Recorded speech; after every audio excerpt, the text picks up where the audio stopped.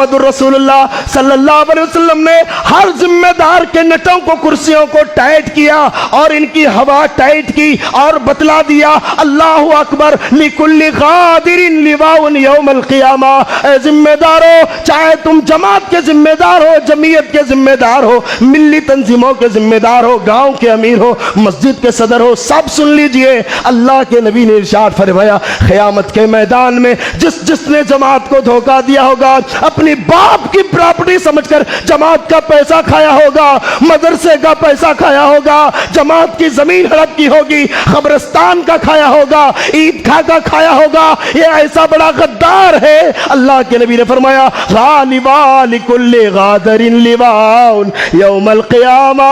क़यामत के मैदान में जब ये आएगा, अल्लाह सारी मखलूक़ात के सामने, इसके चूतड़ों के बीच में और इसके पिछवाड़े में अल्लाह एक झंडा गाड़ देगा और दुनिया को बता देगा, लोगों ये वही झंडा है जिसके मक़द में, जिसकी सूरीन में और जिसके पैखाने के रास्ते में गाड़ा गया है। ये वही इंसान है जो दुनिया के अंदर जिम्मेदारी तो लिया था, कौम के साथ गद्दारी किया था, जमात को लूटा था, जमीयतों को काटा था, जमीन हड़प की थी, मदरसों को ज़ुबा किया था। आज इसके मक़द में झंडा गाड़ के बतलाया जा रहा है, देखो जमात के साथ धोखा करने वालों का अंजाम क्या हुआ।